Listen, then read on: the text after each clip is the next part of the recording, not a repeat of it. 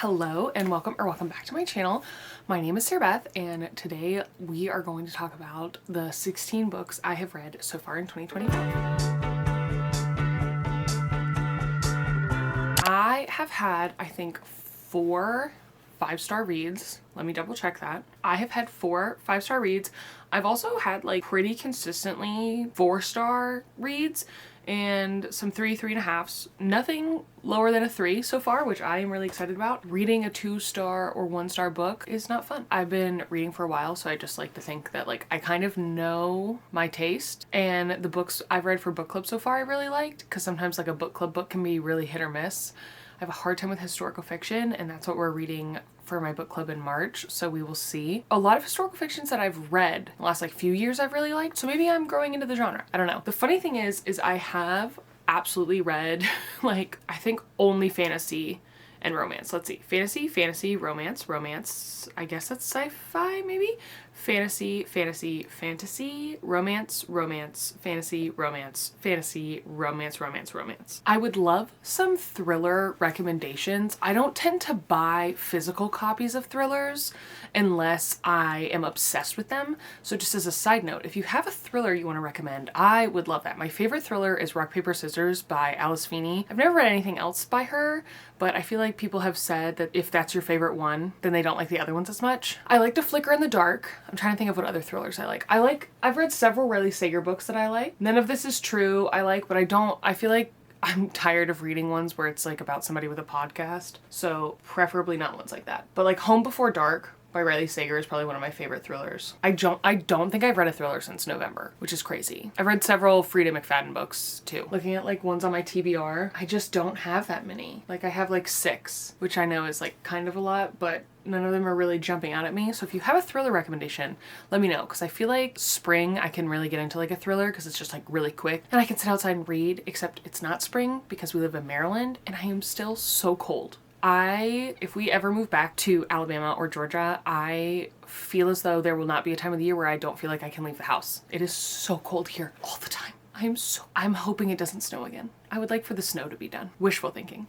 Let's get into the actual reads. I'm just gonna go in the order I read them, which is in my fun little, whoa, I'm messing up my note. Mostly Keep Track. I do Goodreads, obviously, and like other reading trackers, but like my note is where all my information lives. To start off with the year, to start the year off, I read the last 2 books in, I think it's called the Legends of Thezmar series.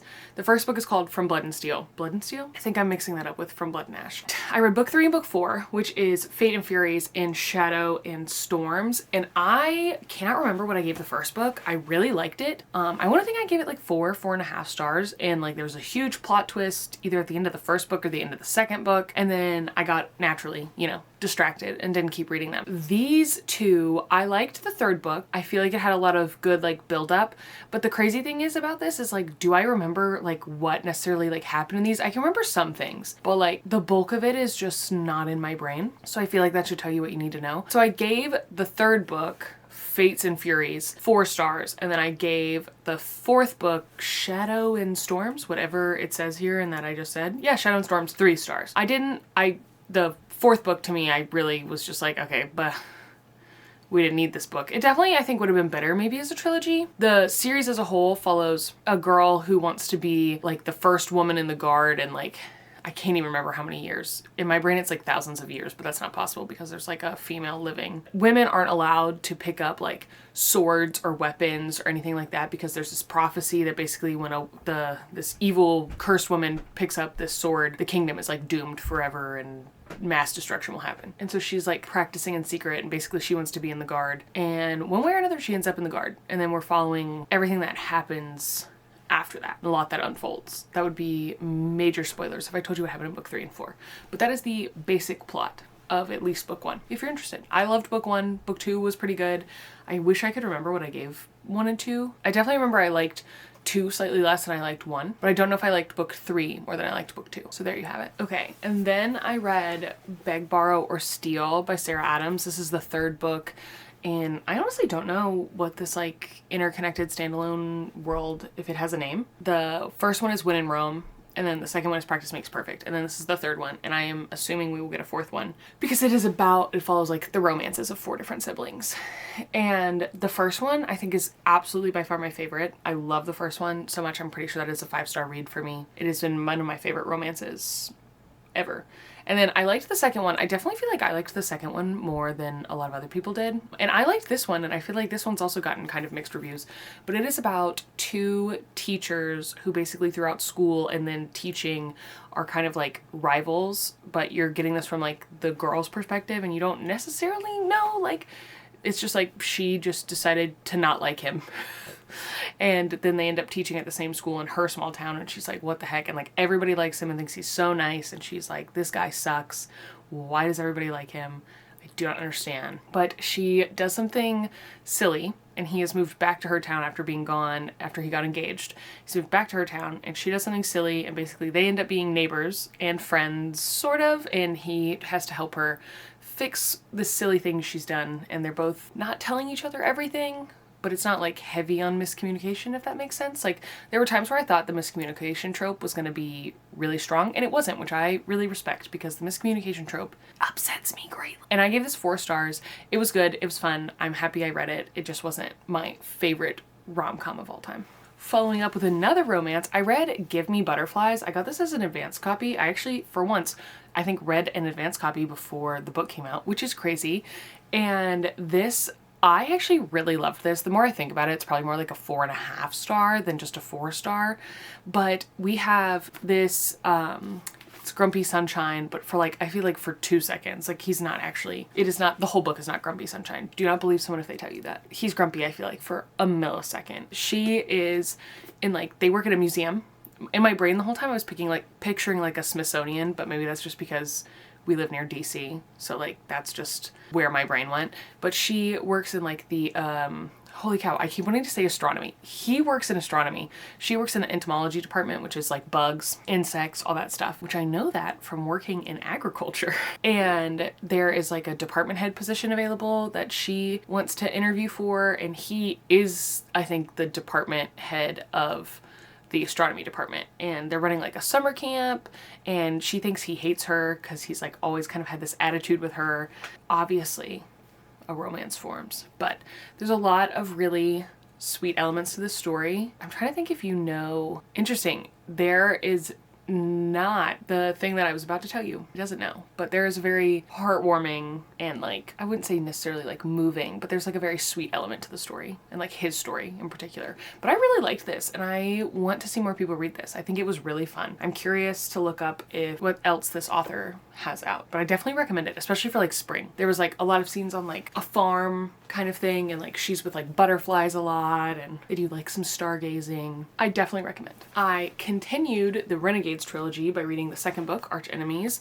This, I guess, is sci-fi maybe? I really just don't, it's just dystopian, I guess, in my brain, but it's, you know, a post-apocalyptic kind of world where now we have like tons of people who are born with superheroes, and then they are called the Renegades, and then there are the villains. And we are following Nova, who in book 1, which obviously I can't tell you what book 2 is about, but in book 1 is a villain who wants to, you know, avenge her fellow villains that have been punished and whatnot. And so she infiltrates the Renegades, and they don't know that she's a villain. You know, she's on the inside. I personally just really love all the different like superpowers all these people have. I think is really fun, and it's YA, and it just reads really quick. I was just truly like hooked reading the first one, and then the second one also flew by. So I want to read the third one and just finish out the series. I gave this 4 stars. I really like it. The first one was 5 stars. I loved that one. And I'm just curious where the story goes, because the first book ended on a huge cliffhanger, and then this one also ended on quite the cliffhanger. So I'm very invested, and I would like to know where this goes. And I don't read a lot of like superhero stuff, but I do love like a good Marvel movie. So yeah, I just feel like if you're looking for something kind of fun and different, I really like what this one brings to the table. Then I had my first 5-star, and it was Fear the Flames. I know there are a lot of people who do not enjoy this book, but I mean, I think you can say that for any book if we're being honest with ourselves. I loved this. I was hooked from the start. I desperately want to know where the story goes.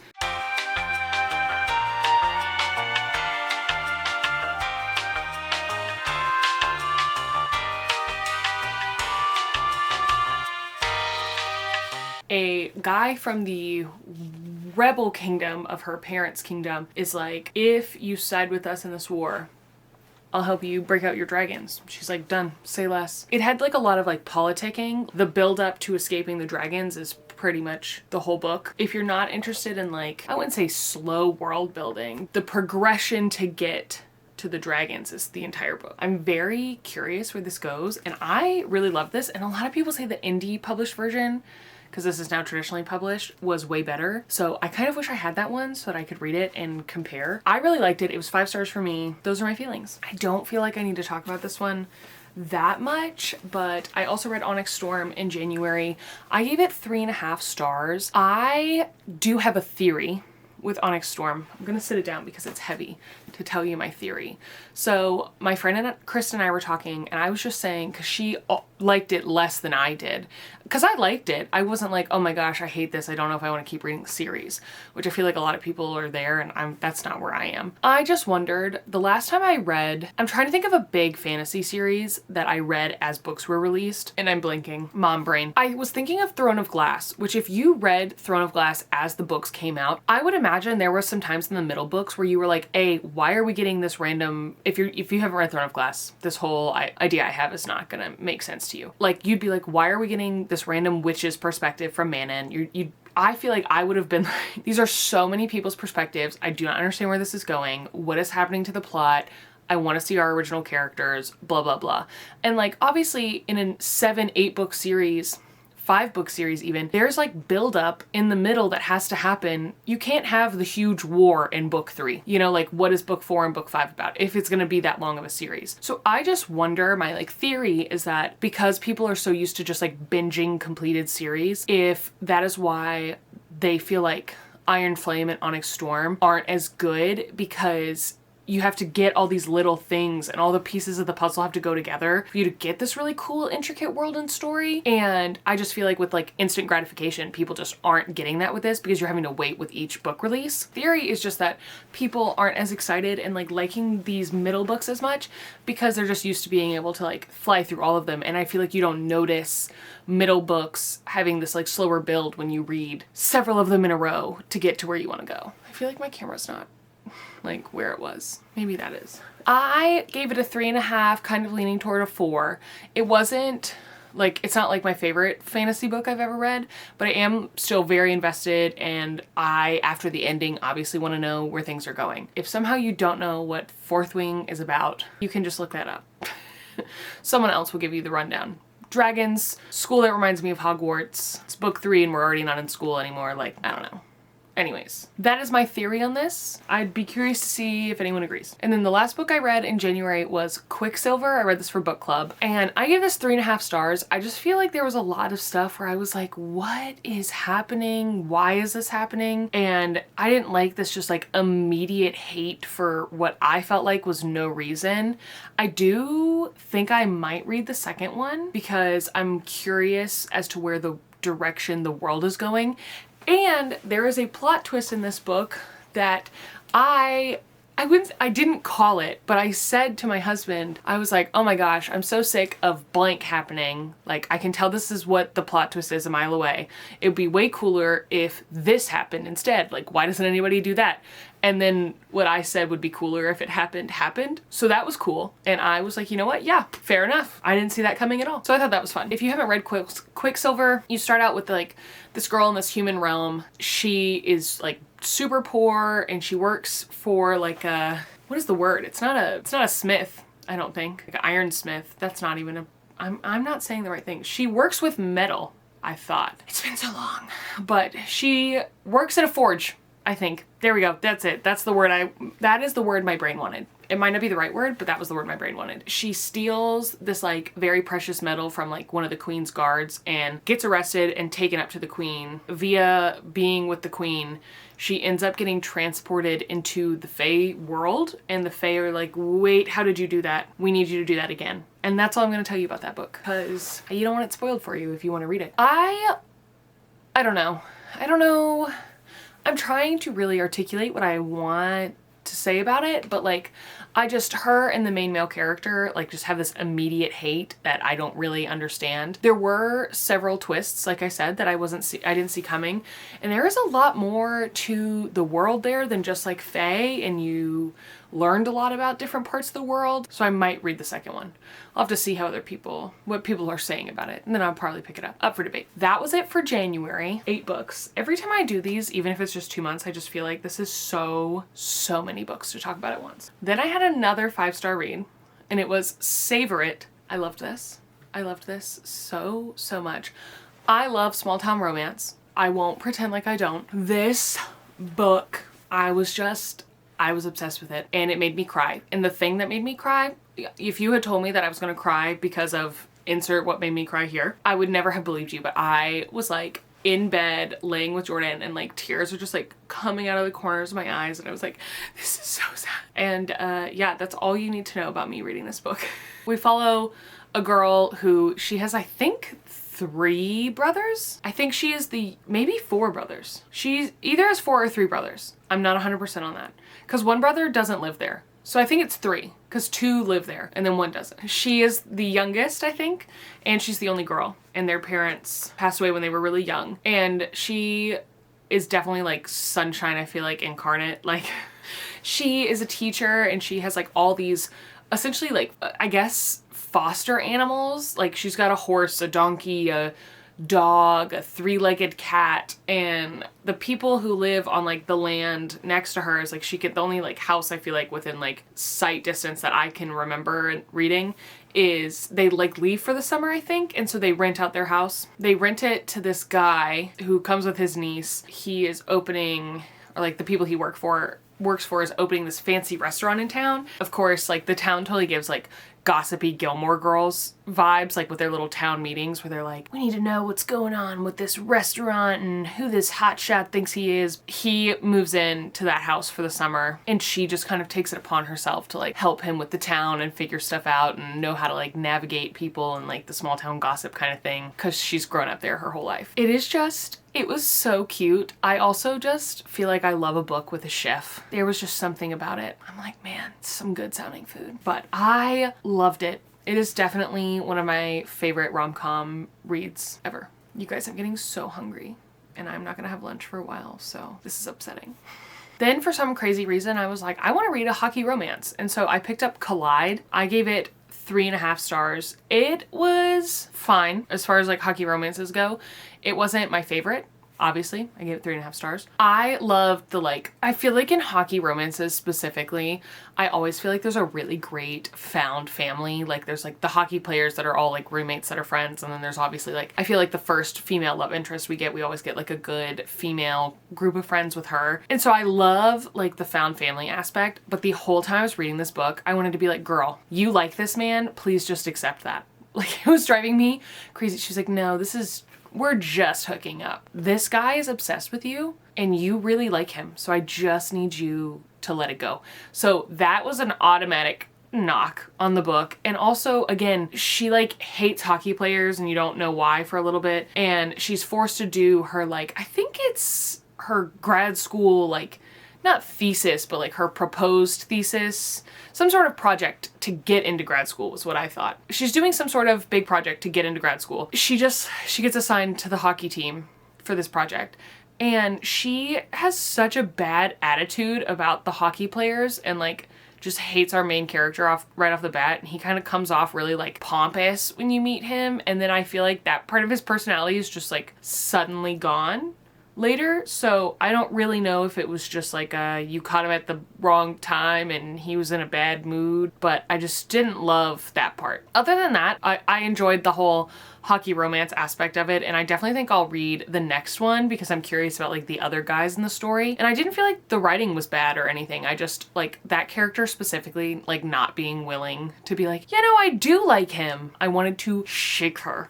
I was like, no! I hate when that happens. That's like, I think, worse than miscommunication to me. I'm like, just admit that you have feelings for the guy. Then I had another 5-star. Look at me go. I read Spark of the Everflame, and let me tell you, this book felt like crack. I was flying through it. It's been so long, I feel like, since I read just like a random fantasy on my Kindle from like Kindle Unlimited that I was like, I have to read all of this right now. And then I immediately picked up the second book and was bored out of my mind. I am like 42% on my Kindle and I am still bored. I've had to read like 4 other books to just push through the boredom of the second book. And my friend Kristen also just read Spark of the Everflame, and then she was reading, I need to check and see if she's finished the second one, because she also was like, oh my gosh, I am also incredibly bored with the second book. And I feel like I saw a lot of people on Goodreads say if you're bored with the second book, then you're gonna be super bored with the third book. And I don't mind, because I feel like that was a issue a lot of people had with whatever I said earlier.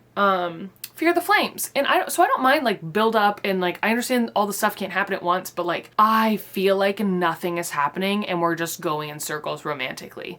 And I am just wanting to like slam my head into my desk. I need it to stop. So if you have read the second book, tell me if I should keep going. Spark of the Everflame is a world where there's humans, and then like basically in my brain I'm picturing like the Hunger Games. There's like a capital and it's super bougie and nice, where it was like everybody else lives in poverty, but in the capital that's where like that's where the Fae live, and they don't really interact with the humans that much, and it's forbidden for them to have children together, humans and Fae. This girl, our main character's mom, has basically, they're both healers, and her mom disappears at the beginning of the book and is missing for 6 months, and she was the palace like healer for the Fae, and her mom goes missing, and she's always kept her away from the Fae, like doesn't let her interact with the Fae, can't be a part of like anything with them. And then when her mom disappears, she's like, okay, I'm gonna be the healer so that my brother can stay in this good school, and you know, XYZ. And obviously things begin to unravel from there. The first book, I am not kidding, I was so obsessed. I was going to like scream at everyone I know to read it. But the second book is boring me to tears. It's killing me inside. That's where I'm at with that. I'll check back in when I have read more. I read The Fall Risk, which is like the short story. I think it's 80 pages by Abby Jimenez. I don't like to give a book, like I don't like to give a novella 4 stars and be like, only because it was a novella and it wasn't a full-length book. I feel like you should compare novellas to novellas and short stories to short stories. So really it's probably a 5-star read, but I have put 4 in my thing because I wanted it to be longer. Like I am so upset that there wasn't more. This was so cute. Again, 80 pages. You're following 2 apartment neighbors as they like walk out of their house apartment doors and their stairs are gone. Like they live on the 2nd story and there's just no stairs to get down. They were supposed to repair stairs on a different building, and the repair guys just took the stairs from the wrong building. So they come out and they're like, we have no stairs. They're like, okay, we'll come like get like a thing and get you guys down. And they're both like, it's the weekend, we'll just stay up here anyways. Just get us like a little bucket with some rope and a ladder. And so you just, you know, see their friendship unfold over the couple days where they're trapped in their apartments and on their 2nd story together. It was really cute. I loved it. And the side characters, for being an 80-page short story, to have like memorable side characters is so crazy. Like Abby Jimenez is just such a great writer. As far as short stories go, 5-star short story. On the inside, I'm sad it wasn't longer. We're nearing the end. There's still 4 more. I also read The Games Gods Play, and it's hard to say. I was interested in the beginning, and then there's like a ton of trials in this book. Basically all the Greek gods, they have this competition. I think it's every 100 years. They pick a human champion to compete in these competitions. Our main character, whose name I'm totally blanking on, I don't know what her name is. It's not even on the first page. What is her name? Also, like the end papers in this are super pretty. I feel like this is somewhere between like a 3.5 or a 4 for me, because there were definitely some parts where I was like, okay, come on, let's keep it moving. But I loved the trials. I was very invested, and this, the god that ends up choosing her, our main character, to compete is Hades, and he has never competed in the games before. And so everyone's kind of suspicious as to like, why does he want to do this? And what is he going to do? But so you're following her, our main character, whose name is what? Like, holy crap. Y'all, this is gonna drive me nuts. Lyra. It's Lyra. Her name is Lyra. But so you're just following like Lyra and Hades. And I really liked the take on Hades and Persephone that this book proposes. If you like reading books with like Greek gods and stuff, I feel like you would love this. I wish I had more Greek god knowledge so that I understood them better, because you definitely don't need it, but I just wanted to know more about them. And there's, you know, allies and trials and competitions and special gifts and some things I knew solely from Percy Jackson, which I thought was funny. And the way the book ended, it ended in a way that I didn't expect it to, and so I definitely will be picking up the second book. This was a good time. I was happy I read it. As you know, I read Savor It, and then I read an advance copy of Left of Forever. And this follows a married then now divorced couple, and I think they've been divorced 5 years when we're reading the book. And when I saw them in the first book, I was like, if there is not a book that follows the two of them, I'm giving up on life. I'm quitting reading, because their chemistry like was on page and I knew it was going to be a good story. And I love second chance romance. It's one of my favorites. But I love how many books we're getting right now about like married couples or married and then divorced couples. Like I just feel like their problems and view on life are different than like unmarried people. So I really like that. I feel like we've been getting some variety.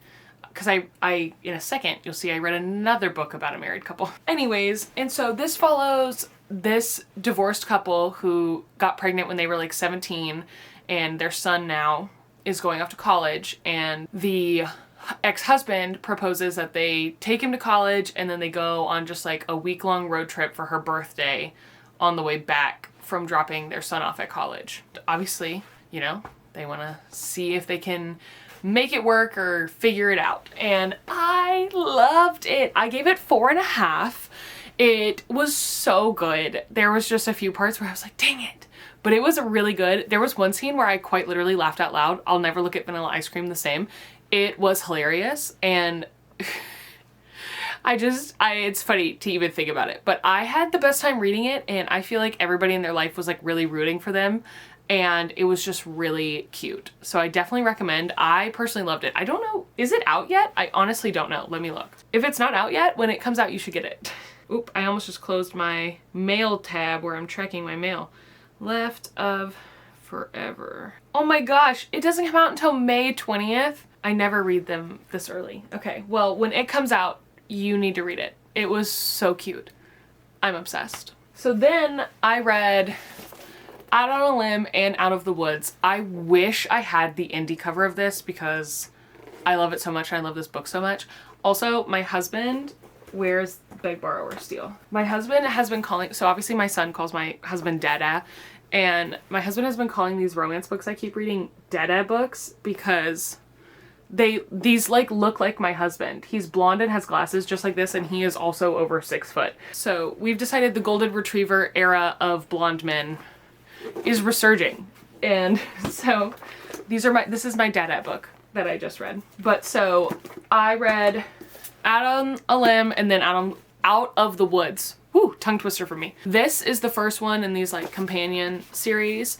And this follows Bo and Win. They have a one-night stand at a Halloween party, and Win ends up getting pregnant, and it follows their relationship and journey into, you know, becoming parents and each other. And I just loved how nerdy this guy was. I love reading about a good nerd because my husband is a nerd. I love a good nerd, you know? Like, this book.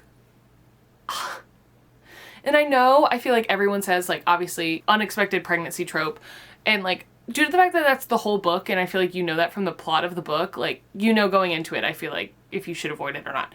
I loved it. She's pregnant. Literally the entire book follows her pregnancy. Like, she doesn't have the baby until, like, almost the very end. I think the very end. I loved this. It made me giggle. Their banter was top tier. 5 stars. And then I read Out of the Woods, which follows a couple that they're best friends with in Out on a Limb. Sarah and Caleb, who've been married since they were 19. And Sarah basically, in my brain, is having a midlife crisis and is like, I'm 30 something, I've done nothing with my life, I need to change something, and decides, per her friend Win from the first book's encouragement, they go on this like week-long nature marital counseling trip. It was an experience, and I loved the side characters, and there was some stuff that I expected, like, I wanted more of in this book, so I gave it 4 stars. The other one I definitely liked a lot more, but I did love reading about a married couple who, like, had no intentions of getting divorced. They were like, we just want to, like, get better and become the best versions of ourselves and, like, love each other to the fullest extent. And I have so much respect for that. I feel like that's got to be hard to write about as an author. And, like, their convictions in the book did not change. And that, to me, was really nice and not something I feel like I've seen ever in a romance book. But yeah, it was fun. There was a part that had me sobbing uncontrollably on the couch. I had to text my friend from book club and be like, hey, have you read this part? Because I need to know if it's my hormones and being a mother that's making me sob uncontrollably, or if you too are sobbing uncontrollably. And then when she got to that part, she was like, I too am sobbing uncontrollably. I was like, okay, cool. As long as it's not just me. I think that might have been 5 stars, was it? I'm not a strict 5-starer. If I really love a book, I really love a book, and that's that. That is the 16 books I have read recently. All fantasy and romance. That is literally crazy. I can't believe there's nothing else in there. Normally I read quite a variety of genres, but clearly I'm really into what I know, I guess. So let me know about the thrillers that I asked you guys about at the beginning. If you have any thriller recommendations, I'm really itching for some, and I just don't know where to get them. So I just like to download them on my Kindle because I guess that's just what I do with thrillers. Anyways, that is that with this. So I hope you guys enjoyed this, and I will see you for another wrap up, unless I read a crazy amount of books in March. Probably not till April, but we'll see. Maybe I'll change my mind. I will see you guys in the next one.